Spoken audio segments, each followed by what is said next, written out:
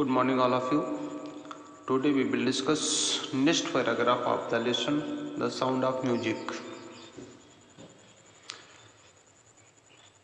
We had known about the Evelyn. She was completely deaf.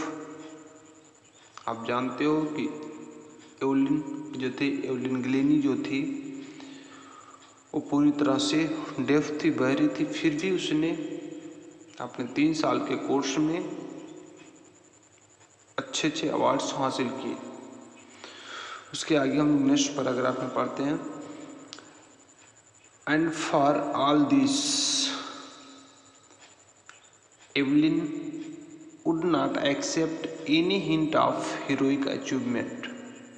Okay, मतलब कि जो कुछ उसने अपने जीवन में अभी तक उपलब्धि हासिल किया था, जो कि उसने अपना अवार्ड्स हासिल किया था अपने लाइफ में, उसके लिए फॉर ऑल दिस, इन सब के लिए Evelyn would not accept any hint of heroic achievements. Heroic achievements means क्या होता है? दैट सक्सेस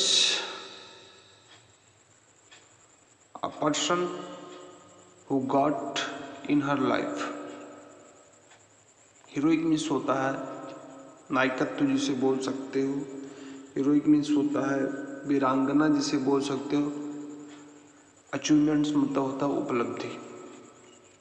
अब आप जानते हो कि जैसे कोई हीरो होता है, वो अपनी लाइफ में अगर कुछ सीरियल करता है तो काफ़ी उपलब्धि हासिल कर लेता, तो एक प्रकार का जो बड़ा हीरो बन जाता। लेकिन उसने जो है यहाँ पे कह रहे हैं, इन सब के लिए जितना भी उसने अवार्ड्स हासिल किया था, उसके लिए उन्होंने कभी अपने आप को वीरांगना एक्सेप्ट नहीं किया, वीरांगना नहीं माना उसने कि मैं एक हीरोइन हूँ, मैं एक कलाकार हूँ। दैट मीन्स उसने इस प्रकार की कोई चीज़ एक्सेप्ट नहीं किया। तो ये पीछे कह रहा है कि Evelyn would not accept any hint of heroic achievements. Evelyn ने सबके लिए किसी प्रकार का कोई वीरांगनीय उपलब्धि हासिल नहीं किया। वो सामान्य जीवन जी रही थी, वो सामान्य ही थी। If you work hard, this is very beautiful line for you. If you work hard, यदि आप कठिन मेहनत करते हो, एंड नो, और ये आपको मालूम है और आप ये जानते हो, वेयर यू आर गोइंग, जहाँ आप जा रहे हो। यदि आप अपने जीवन में कठिन मेहनत करते हो और आपको मालूम है कि आप किस दिशा में जा रहे हो, आपको क्या बनना आपकी लाइफ में, what is your purpose, what is your goal in your life, you know better, you will get there. आप वहाँ पर अवश्य ही पहुँचोगे। आप अपने अचीवमेंट्स को, आप अपने गोल को अवश्य ही हासिल करोगे।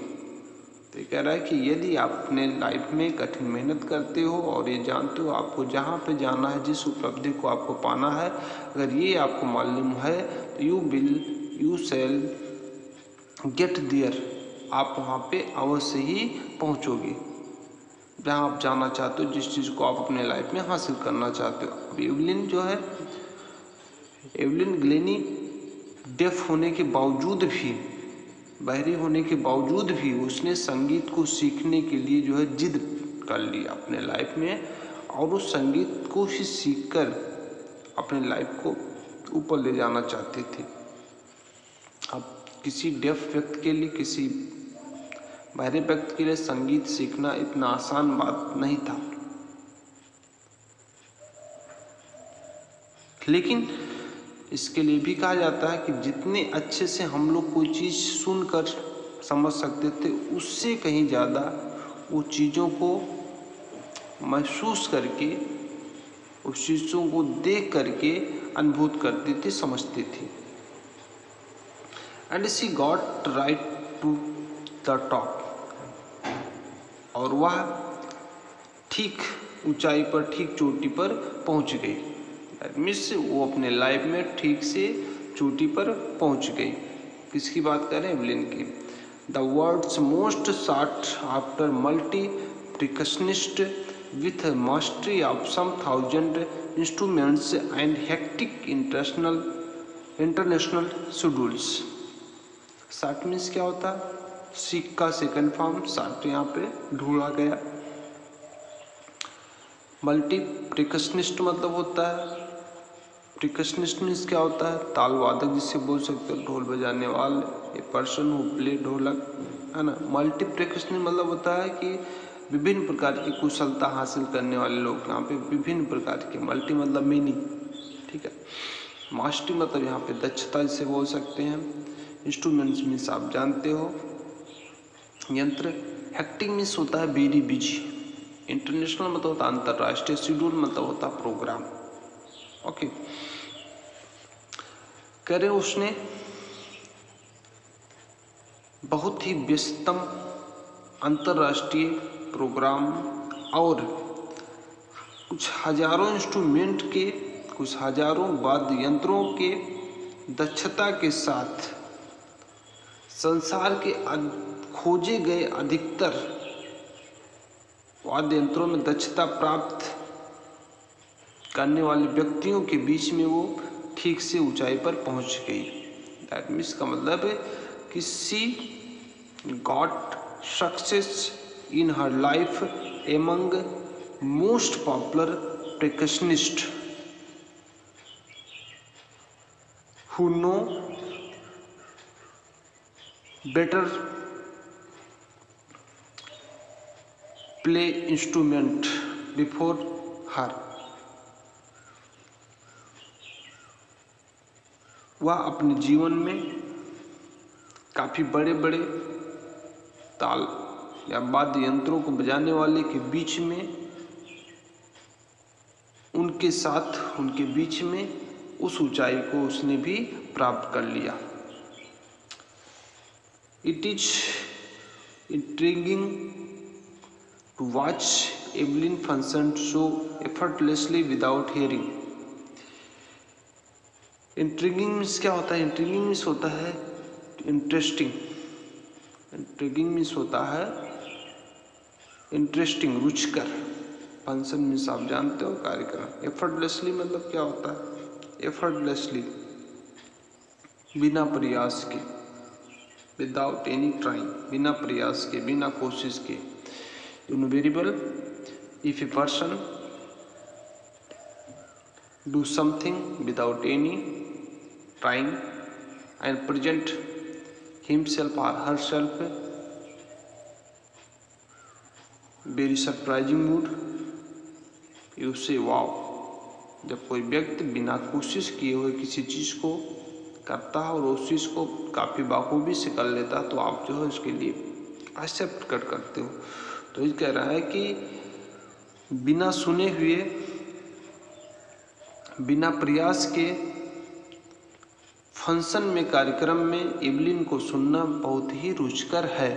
कह रहे हैं कि एवलिन जब किसी कार्यक्रम में जाती है और बिना प्रयास के, मतलब पहले से प्रैक्टिस नहीं की हुई होती, पहले से अभ्यास नहीं की हुई होती है, तब उस समय जब आप उसको सुनते हो तो आपको अजीब फील होता है और काफ़ी रुचिकर होता है कि ये कैसे हो गया,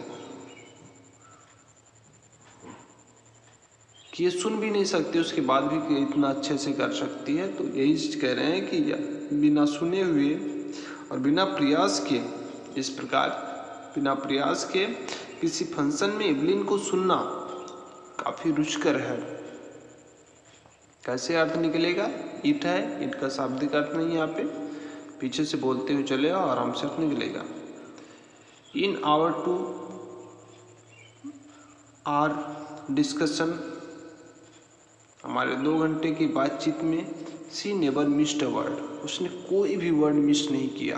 कह रहे हैं हमारे 2 घंटे, यहाँ पे लेखक कह रहा है कि हमारे 2 घंटे के बाद विवाद में, डिस्कशन में, उसके साथ जब उसका डिस्कशन हो रहा था, सी नेवर मिस्ड अ वर्ड, उसने कोई भी वर्ड मिस नहीं किया, उससे कोई भी वर्ड छूटा नहीं। अब सी स्पीक क्लियरली, स्पष्ट रूप से बोली। Men with busy beards give me trouble, she laughed।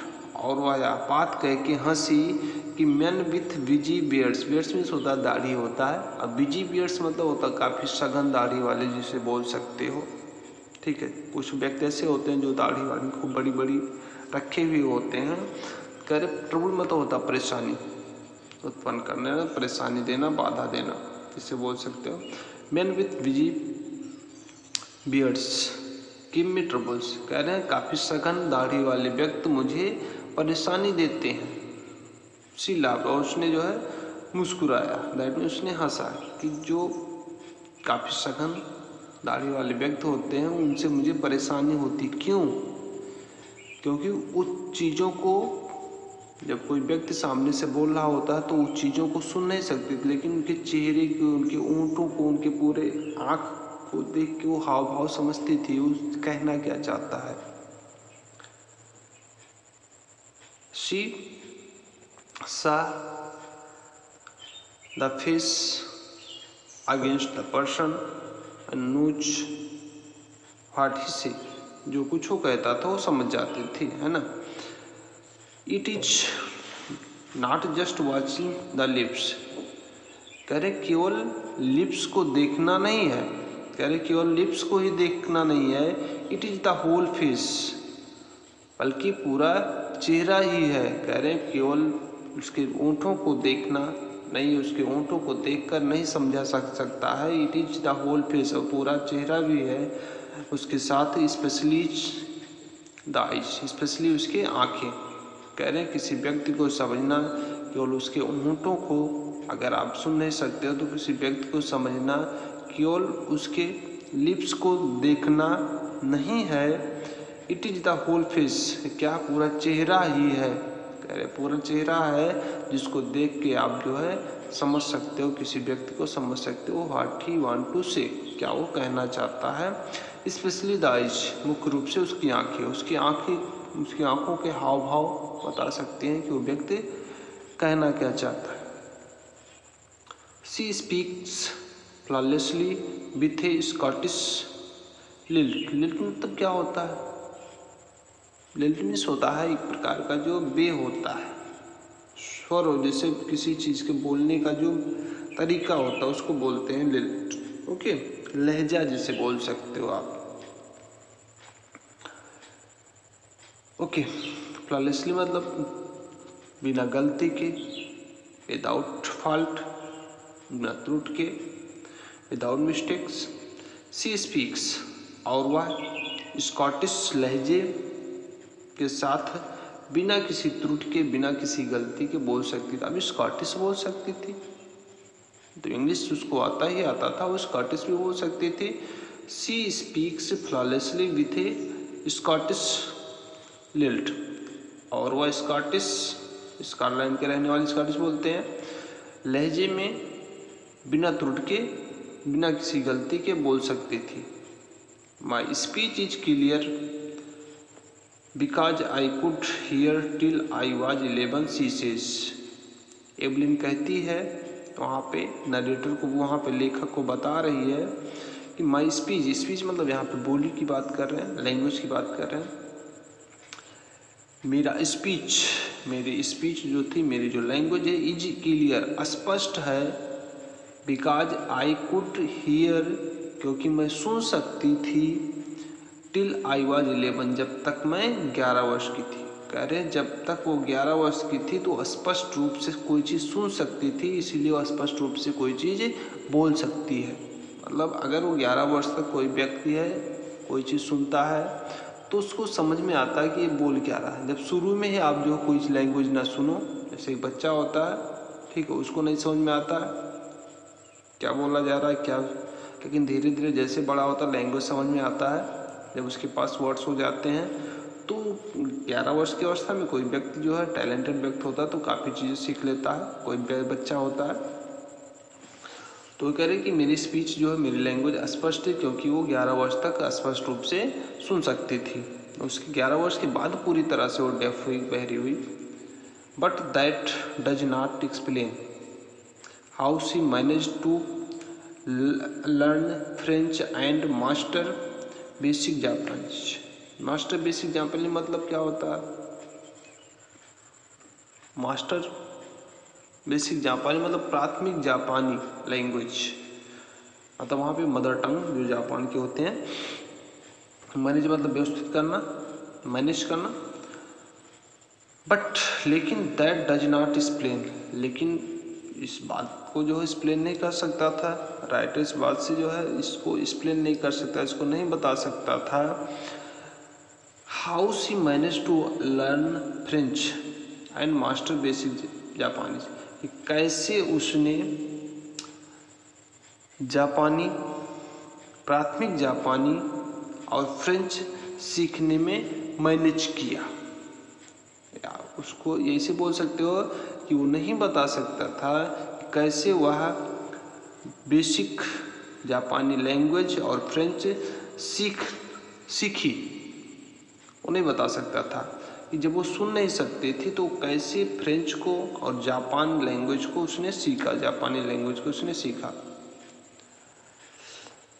As for music, जहाँ तक म्यूजिक की बात है, जहाँ तक म्यूजिक के विषय में शी एक्सप्लेन्स, वह कहती हैं it powers in through every part of my body. Evelyn loves music. Evelyn music से प्रेम करती है। Music is her life, music उसका जीवन है। And music is everything for her, और म्यूजिक उसके लिए सब कुछ ही है। तो ये कहती हैं वो आगे सी एक्सप्लेन, जहाँ तक म्यूजिक की बात वो कर रही हैं, वो कहती हैं सी एक्सप्लेन इट पावर्स, पावर्स मतलब होता बहना, उड़ेलना भी होता, बहना, फ्लो करना, फ्लो, फ्लो मतलब बहना। एंटर भी होता है, एंटर मतलब प्रवेश करना।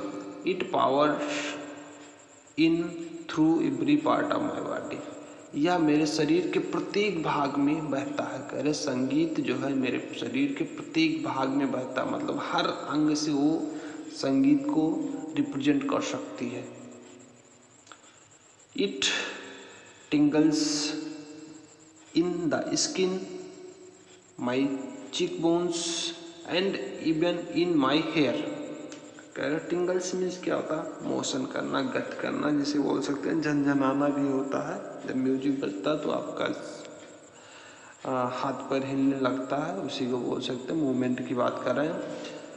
और यह मेरे स्किन में, मेरे चेहरे में, मेरे चिक बोन्स मतलब उनके गाल की हड्डियों में, और यहाँ तक कि उसके बालों में जो है झनझनाता है। कह रहे संगीत मेरे चेहरे में, मेरे उसके चिक्स के हड्डियों में, दैट मीन्स उसके गालों की हड्डियों में, एंड यहाँ तक कि उसके बालों में झंझनाता है। दैट मीन्स जब म्यूजिक बजता है तो लोगों के जैसे, अब जैसे म्यूजिक बज रहा तो अचानक कुछ मुंह चलने लगता है ना, गाना गुनगुनाने लगते हो, ठीक है, चेहरे का हाव बदल जाता है, यहाँ तक कि आपके रूम खड़े हो जाते हैं। तो ये चीज़ कह रहा है उसके हर पार्ट में जो है संगीत बजता है।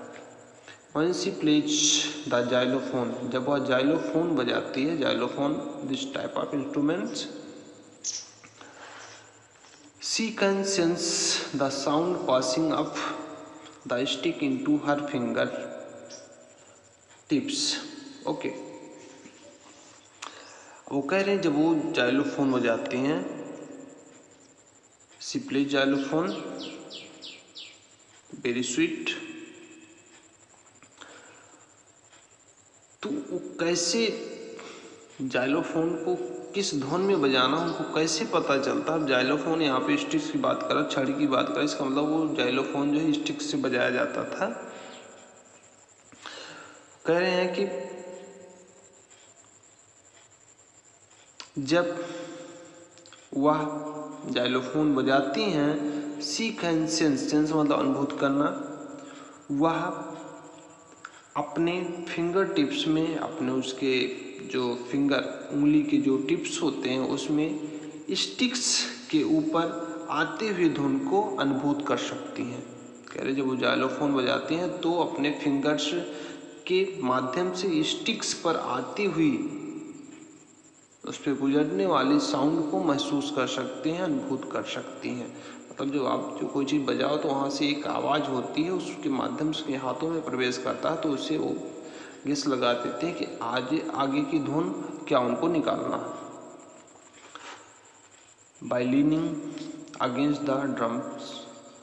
और कह लीनिंग मतलब होता है झुकना होता है, सटना होता है, चिपकना होना, कई मीनिंग होता है। कह रहे हैं ड्रम्स के सहारे झुककर she can feel the resonances flows into her body. Resonance मतलब क्या होता है? इकोज ऑफ साउंड, मतलब ध्वनि की गूंज, ध्वनि की गूंज होती है। कह रहे ड्रम के सहारे झुककर या उसके समीप खड़े होके वह अपने शरीर में बहते हुए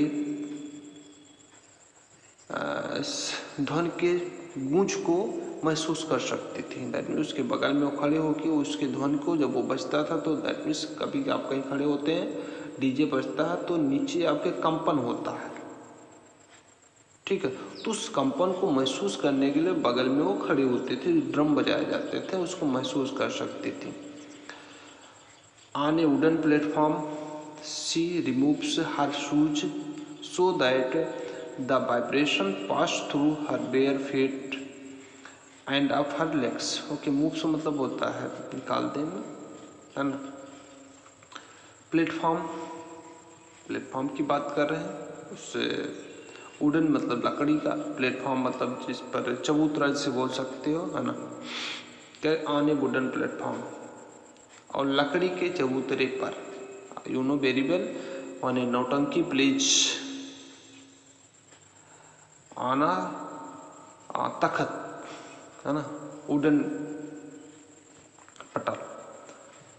आप जानते हो कि जब कोई गांव में नौटंकी होता है तो लोग ताकत को इकट्ठा करते हैं, उस पर डांस करते हैं। अक्सर जो डांस करने वाले लोग होते हैं वो अपने जो है सूज या दैट मीन्स ये सब जो है बाहर निकाल देते हैं कंपन को अधिक फील करने के लिए, ऐसा होता होगा। आने वुडन प्लेटफॉर्म, और लकड़ी के चबूतरे पे सी रिमूव्स हर शूज, वो अपने शूज को, अपने जूते को निकाल देती थी, सो दैट ताकि the vibration pass through her bare feet, bare मतलब नंगे, एंड ऑफ हर लेग्स, ताकि जो वाइब्रेशन हो, ताकि जो मूवमेंट्स हो, ठीक है, ताकि जो कंपन हो उनके पैर के ऊपर और उनके नंगे पैर के बीच में क्या करें, के बीच से होकर गुजरे।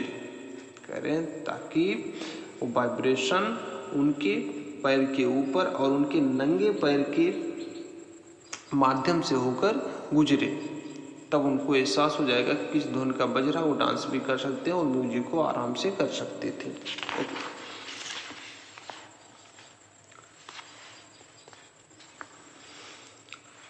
नॉट सरप्राइजिंगली, दैट मीन्स इसमें कोई सरप्राइज की बात नहीं है, इसमें कोई आश्चर्य नहीं है।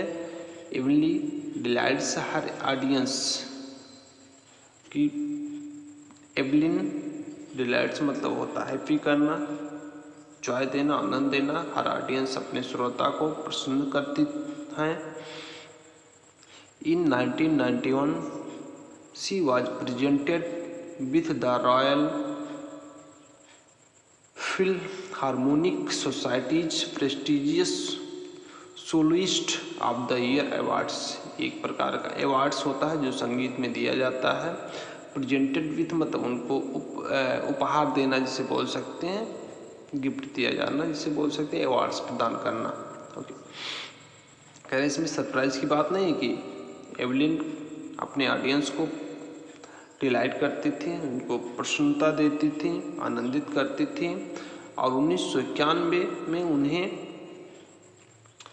Royal Philharmonic Society's prestige socialist of the year awards भी दिया गया था, ठीक है, 1991 में, जो संगीत से संबंधित अवार्ड्स होता है। सीज मास्टर प्रिकशनिस्ट जेम्स ब्लेड्स, कह रहे हैं कि जेम्स ब्लेड्स जो काफ़ी प्रिकशनिस्ट में, ताल वादक में, जो ढोल वादक में इनको जो काफ़ी दक्षता महारत हासिल हुआ था, कहते हैं गॉड में हैव टेकन हर हियरिंग, ईश्वर ने उसके सुनने की क्षमता ले लिया, सुनने की शक्ति जो है ले ली है। But he has given her back something extraordinary, extraordinary तो होता विचित्र, अनोखा, द्वितीय जिसे बोल सकते हो, है ना। लेकिन उसने उसके स्थान पर उसको क्या दिया, कुछ इष्ट अद्भुत चीज़ें दी हैं। व्हाट वी हियर, जो कुछ हम सुन सकते हैं, जो कुछ हम सुनते हैं। शी फील्स, वह महसूस करती है।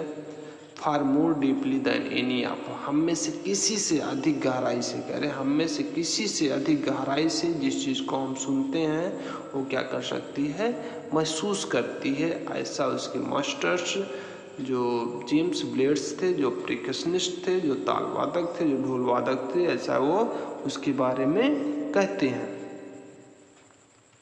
ठीक है, अब यहाँ पे मास्टर आया, मास्टर यहाँ पे कुशल, दैट इज वाई, और यही कारण है सी एक्सप्रेसेज म्यूजिक सो ब्यूटीफुली, और यही कारण है कि वह म्यूजिक को इतनी सुंदरता से व्यक्त करती है। Thank you. आगे की चीज़ें नेक्स्ट क्लास में आप लोग इतना पढ़ें, उसको ध्यान से समझें। Thank you.